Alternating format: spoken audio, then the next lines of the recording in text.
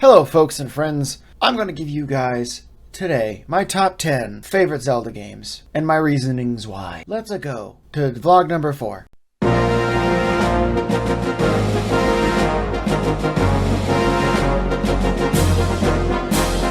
Coming in at number 10 is Phantom Hourglass. Yes, Phantom Hourglass. One of the Zelda games where you kind of forget it exists, and then you're like, oh yeah, it was pretty good. But I actually loved it a lot because I went in with low expectations, and boy did I be proven wrong. But no, I ended up really loving the game. I thought the charting system was really great, and then you'd go on the track that you created with your stylus. I thought that was awesome. I liked the different levels. I liked the Temple of the Ocean King, even though you had to revisit it 5 times. I thought that was a really unique mechanic of how you had to slow down time or stop time and all that. I loved the game. I thought it was really, really fun.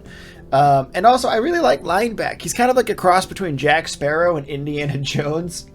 So I kind of liked the guy. I thought he was a great character too. And I think like one of the only times we have just like a dude as Link's companion character. Like in every other game, it's like a fairy, like a Twilight princess, fucking all these different Fee, the mystical robot spirit, all these crazy things. And it's just a guy. It's a guy.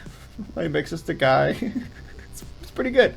Coming in at number 9 for me is Link's Awakening. It's very nostalgic as it was technically the first Zelda game that I ever owned.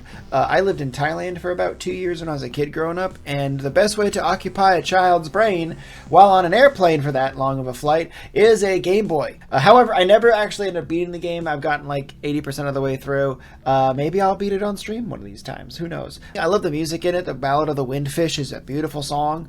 And so yeah, Link's Awakening will get my spot on number 9. Number 8 for me is Skyward Sword. Now this is kind of a new development because I finally ended up beating the game for the first time recently. And it is a great Hyrule origin story. The great character development too for all the characters, Link, Zelda, Groose. They all have such great, I almost said Groot. They all have such a great character development throughout the story. I thought the bosses in this game were really unique. The levels were really unique. And my favorite boss in it was, one of my favorite bosses in Legend of Zelda history is Coloctus the Ancient Automaton. Coming in at number 7 is A Link Between Worlds. It's a great way to revisit the same map from A Link to the Past, but with a brand new story. I love the wall mechanic.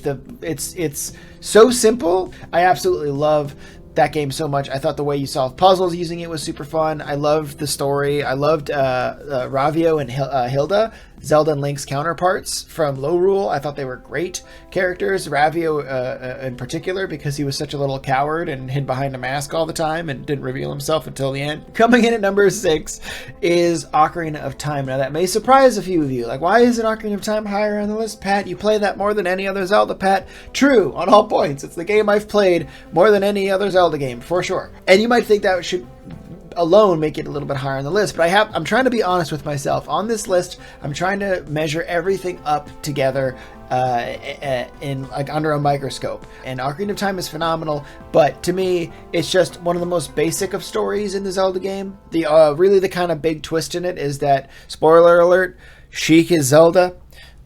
So like that, and that's a really cool part, and it's a wonderful twist in the game. However, most of the game feels very like this is a standard hero story rising up. The game is phenomenal because it basically set the tone for Zelda games moving forward, especially since it was such a successful first 3D adaptation of the franchise. And it has 2 of my favorite levels in Zelda history, the Shadow Temple and the Spirit Temple. Both of those temples are so cool. They've got their own dark lore associated with them in like the Hyrule Royal family or the Gerudos. It's so cool. Good stuff.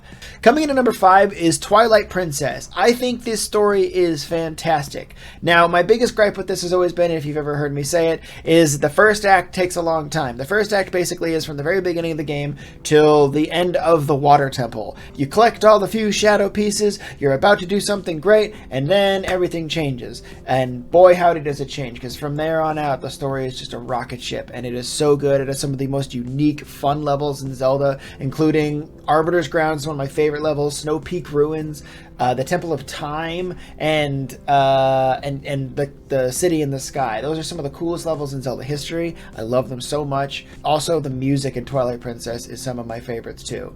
Coming in at number 4 is A Link to the Past for me. It's very nostalgic as it was the first video game that I ever actually remember playing.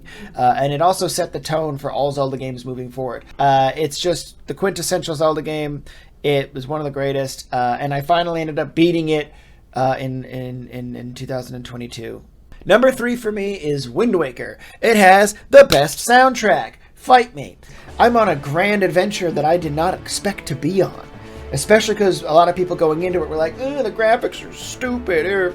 No, shut up. It's amazing. The game's amazing. The character development's amazing. Link and Zelda have 2 of the greatest hero stories in Zelda history. While Link's just kind of like some kid on an island who has like a grandma and a sister. He gets thrown into an adventure. And then Zelda's literally a pirate. It's really hard to find something that I don't like about Wind Waker. Coming in at number 2 is Breath of the Wild.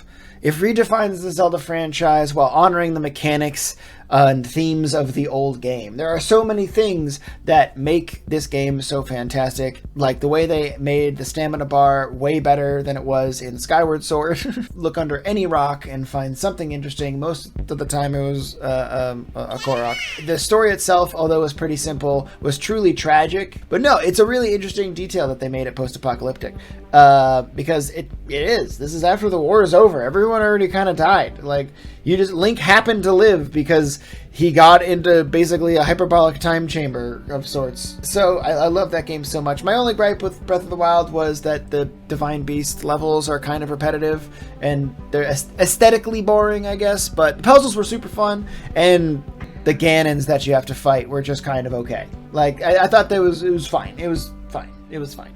But the whole point of that game is everything else. It's all the adventures that you go on. It's all the characters that you meet. And number 1 shouldn't be a surprise to anybody. It's Majora's Mask. Now, obviously it's very nostalgic as I played it as a kid, but the thing that really won me over in the end was I love the themes of the game. Throughout the game, you just kind of have this always doomed, dreadful feeling lingering over you. Because there's a moon falling down, and it's going to crash. There's nothing that can stop it from what you understand.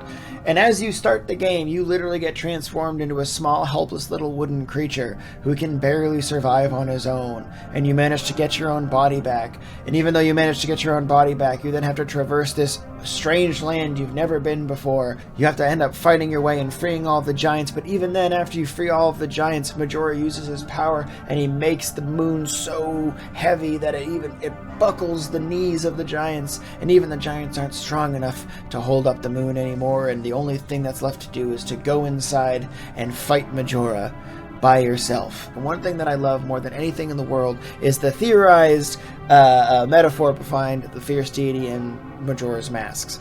Majora's Mask represents humanity's bloody history, forever consumed by violent chaos, while the fierce deity mask represents the progress of humanity. The living proof that good, honest people who just want to get married, or retire, or remember the good old days with their friends, or like research curses in the hopes to cure them, or someone just trying to stand out, that those people have more power than any dark history, because they are going on right now, and that's what the fierce deity represents. The present, not the past, moving forward and trying to be better than you ever were, and how much more powerful that is than any old god, ancient deity god thing from the past. Against all odds, you win, you save the day, and and the ending is really cheesy and cute. There's a little rainbow that shoots across the sky at one point, and you're just kind of like, fuck it, I deserve that rainbow! You really did, because the entire game, you're just kind of like, I don't think rainbows exist anymore. I'm playing this game, and I think rainbows don't exist. I think they're bullshit. So that's my top 10 list. What's your favorite Zelda game? Go ahead and tell me if you've never played a Zelda game before. That's fine. Give it a shot. If not, that's fine too. But anyway, I hope you guys enjoyed my little top 10, and I'll see you when I see you.